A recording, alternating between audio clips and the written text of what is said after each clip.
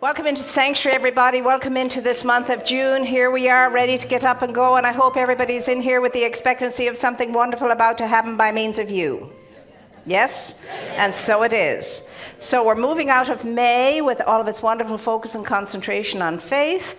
And as we move into June, the focus and concentration is on trust. Kind of twins they are. Trust with the understanding of empowerment. Empowerment with the understanding this month of paying attention to that which is vulnerable, paying attention to that which is in need, and endeavoring to make a greater effort to meet that vulnerability and to meet that need however we find it, whether it's within ourselves, our friends, family, and all the rest of it, in our own concern, our own little corner of the room, or in our whole entire universe and world. Because it's big. Yes, it is that big, but you know what? You're big enough to be able to meet it all. Have to stop now playing small. We have to stop now thinking in terms of lack and limitation and what we're not. That's got to go. That's got to be given up and be done with once and for all. Remember, you're in this room today because you have a high and special individualized calling, and your calling is to be what you signed up to be when you came in. You came in with your hand up saying, I'm going to go there, I'm going to be in the vanguard, I'll be in the front lines, and I will help do all I can to serve so that this planet Earth can meet its potential and raise its energy up into the consciousness of a planet of serenity. Now, that's who you are, that's why you're here, that's what it's all about, so the nonsense has to stop. Okay? All the labels that you've slapped upon yourself and allowed others to slap upon you have to come off. And the onion has to be peeled back to its core. And what is the core? I am the image, I am the likeness, I am the fullness, I am the wholeness, I am the expression of that which created me. That is what I am, that is, and that is what I am, and that is all I am, and there's no more time for Mickey Mousing around the place and wallowing in this thing called I'm not enough and I can't. Enough already. Enough already. And this is because you and I have to grow and plant constant and continuously the seeds of trust. Trust in the process of life, but most especially in your process of life. Trust in the goodness of life. Trust in the wholeness of life. Trust in the fullness of life. Trust in the allness of life being available to you and available through you and for you, having your back and on your side. That's what it comes down to, my dear ones. Otherwise, you and I are going to be going around striving, efforting, looking for, seeking, searching for something we can never find because we already not only have it, but we are it. And that is a truth fact. Now, are you going to wake up to it today? Am I going to wake up to it today? Am I going to be open and receptive to that today, or am I not? Am I still going to go on efforting and struggling and moaning and coning and kvetching and doing all the usual stuff that we do, that we love to do on planet Earth, that keeps us narrow, small, and confined and separate from each other?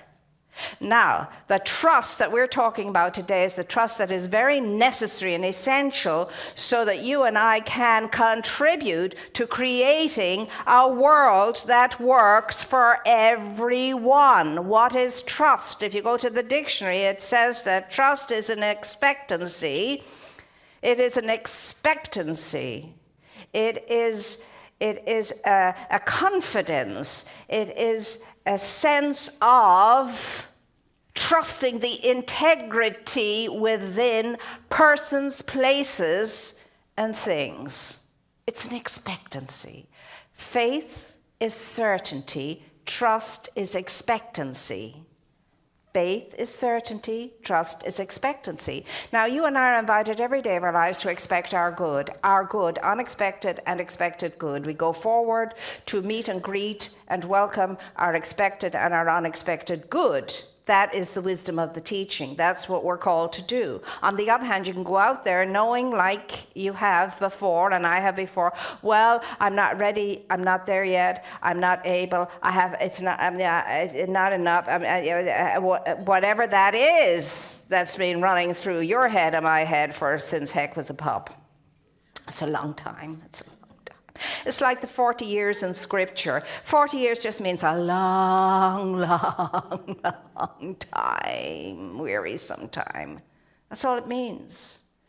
Now, you and I take far too long to get wherever it is we think we're going, and then when we get there, we think, oh God, this is not where I wanted to be anyway, and I'm back at scratch. So to create a world that works for everybody, it's never going to happen. I'm never going to be ready for that. I won't have the ability for that until I've already sorted out my own life. My own life. I have to take care of my own life first, and I have to fill myself up. And notice I said fill myself up, not have somebody else fill me up, but fill myself up. Because until I fill myself up, I'm not going to be able to do what I signed up to come in to do, to help create a world that works for everybody and to be in sacred service to that fully. So, look at the glass. Within a full glass, there's much more to give. Within an empty glass, there's nothing to give. I cannot give from an empty glass, but I can give plenty from a full glass.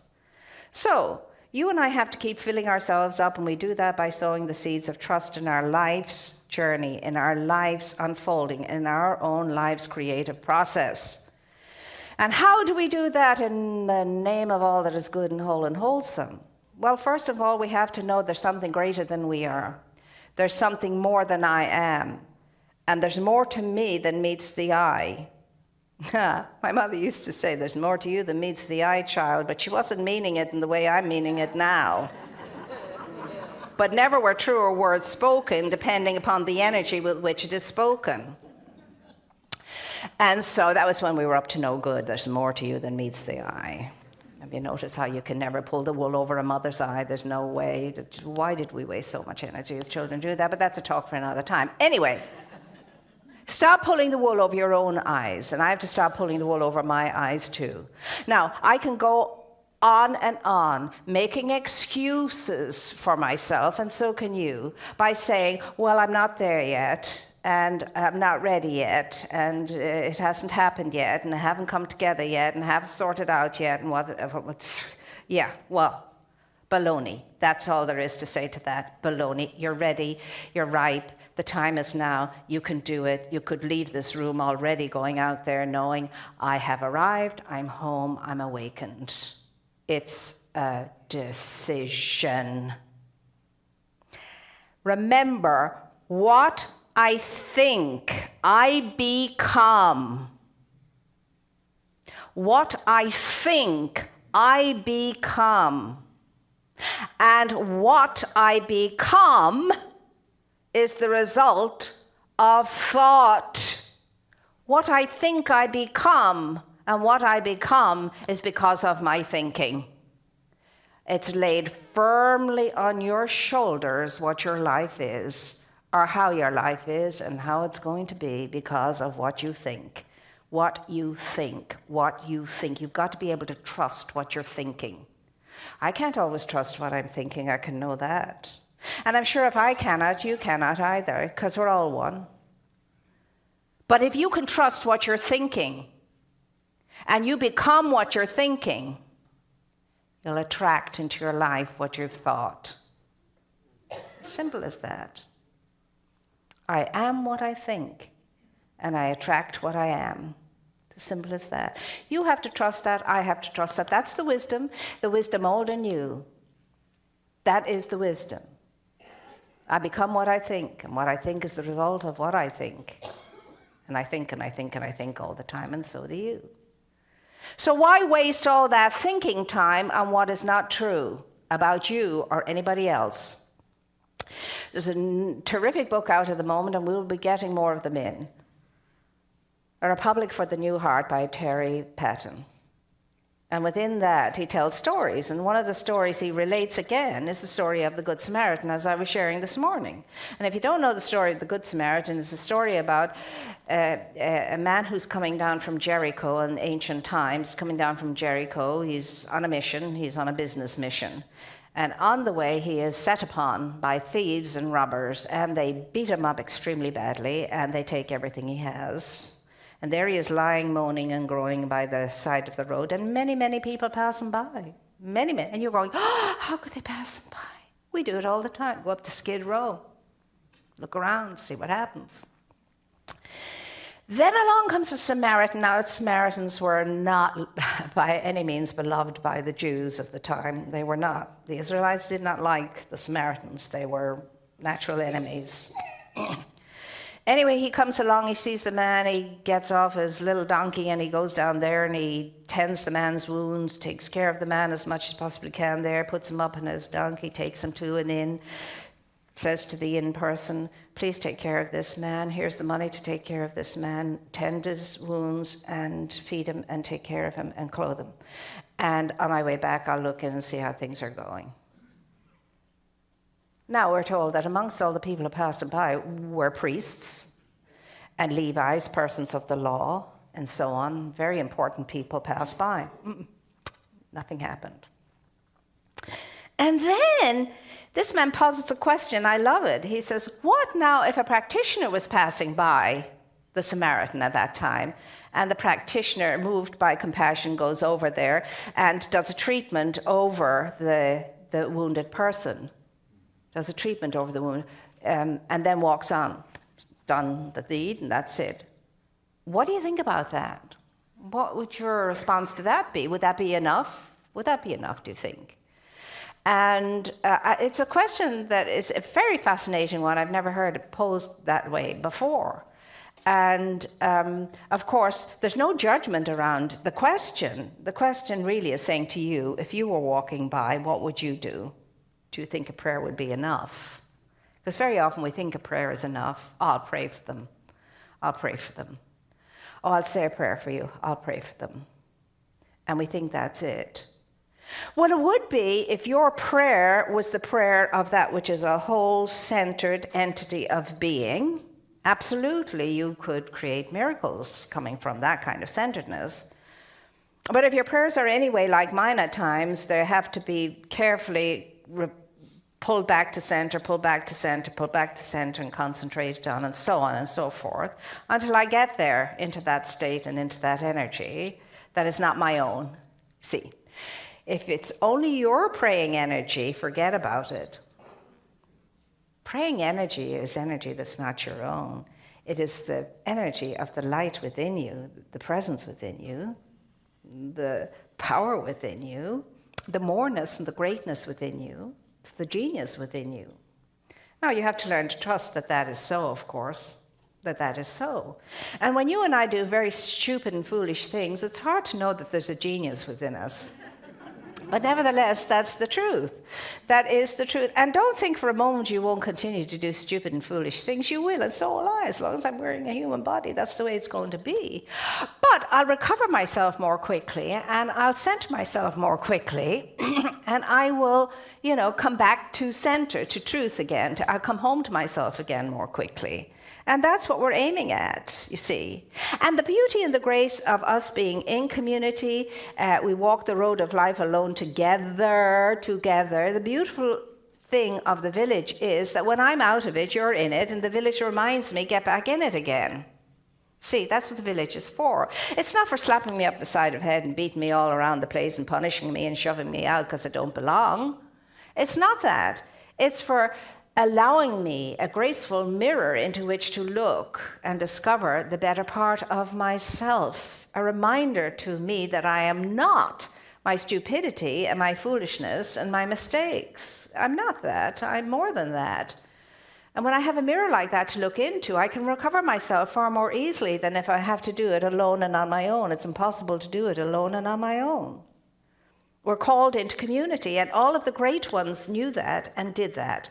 All of them came into the public arena, and they prayed in their own way in the public arena, and then they withdrew to the quiet places, wherever those quiet places were for them, like up a mountain, or by a lake, or into the desert. I mean, not all desert is horrible. You want to go to Santa Fe and go into the higher desert, then you'll know what desert is like. The desert of Georgia O'Keeffe. It is an experience to be desired, you see.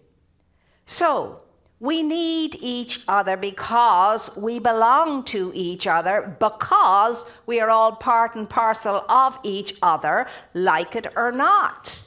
That is the truth. And the power in the village is awesome when the village is what it can be. When the village is a spiritualized community centered in sacred service and keeping an eye out all the time to find, how can I be in service to whatever? How may I help you? How may I be of service? How can I make a difference? You see, and that's why we need it. When we go up the hill for 4 days every wonderful Memorial weekend, we are an experiment. We are an experiment in what a true, real spiritual community can be. I can guarantee you when we're up that hill together, we all know if somebody's under the weather. We all know if somebody's out of sorts. We all know when somebody's joyously happy. We're looking out for each other. And we're meeting each other because we're seeing each other and we're present to each other. And we get it. We get how amazing each one is. We get how amazing each one is. Again, I was saying this morning how ridiculous it is that we can get so awestruck and feel so small in the light of celebrity and what we think about celebrities and the kind of awe we have around celebrities, when indeed each and every single one of us is just as fascinating, is just as wondrously, mysteriously amazing, each and every single one of us. So there are so many ways you and I can forget who and what we are, and especially if we're lining ourselves up with those we think have made it, you see, whether you're a billionaire like Warren Buffett and paying $4.5 million to have lunch with him. And you ask yourself, well, who would pay $4.5 million to have lunch with me? You see. Now that's how you see how you think less of yourself. Less of yourself. It shouldn't seem that ridiculous when you do that. Ask yourself a question like that. You're just as fascinating. You're just as amazing. You have just as much of a story as any famous person has. Any famous person has. So they're a celebrity. That's their calling, to be a celebrity. So I'm somebody over here who is very much in the wings, in the background. I'm backstage Betty or backstage Tom, and I play a big important part in all of the productions and so on, but nobody knows about me. But I am just as important as the ones who are center stage out there on the stage getting all the limelight. You see? That's how you think of yourself. You are so unique, you have no idea how the odds are fantastically against you even managing to be birthed into life and living.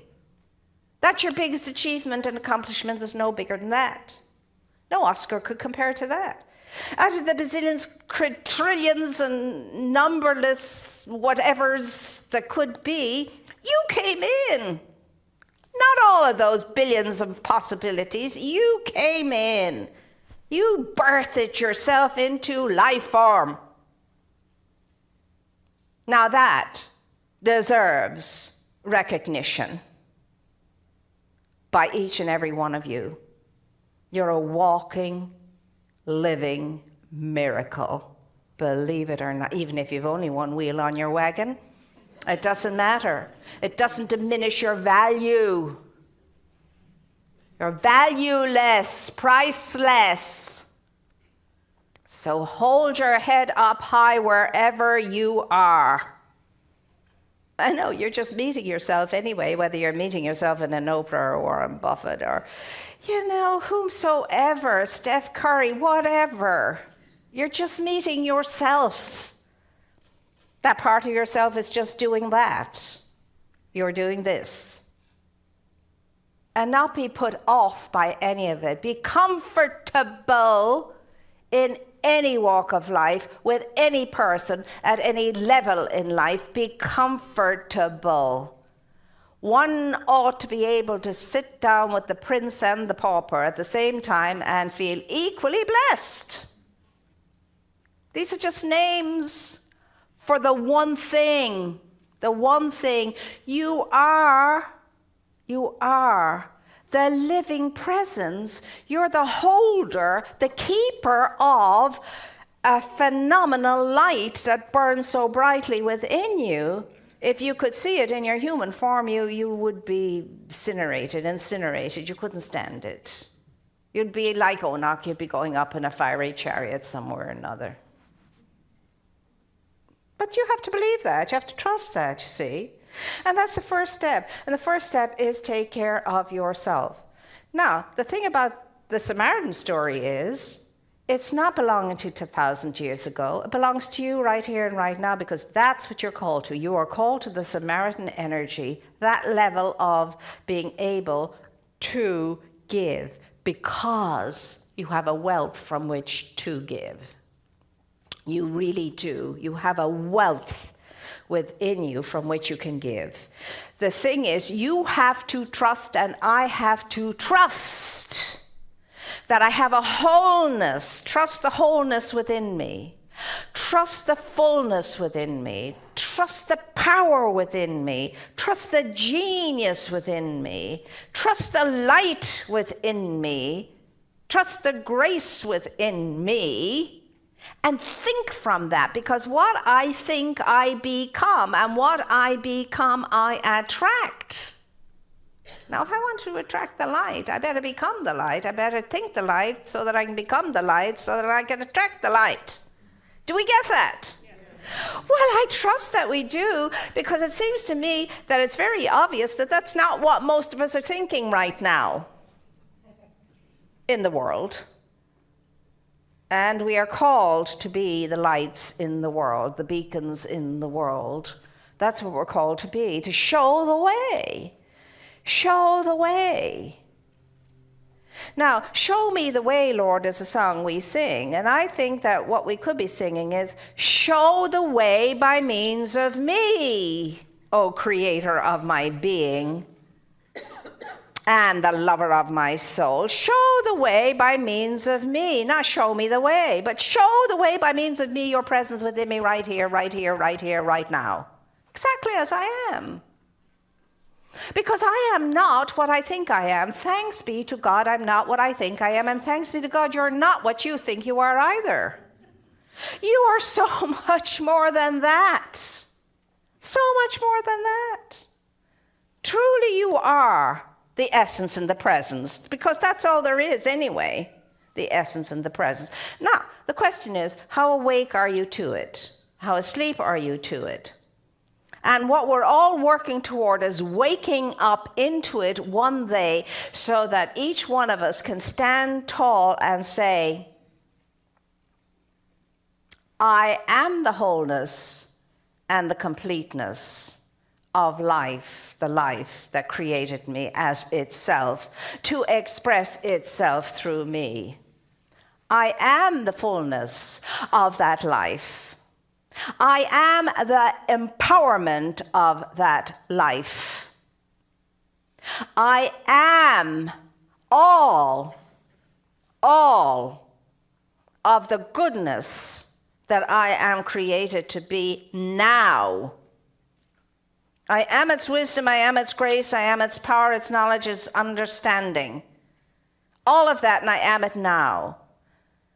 And I can tell you that when we awaken into that, It's a brand new world and a whole new day and a whole new living and a whole new way that you and I will be moving through this plane for the very brief whispering moment we're in it.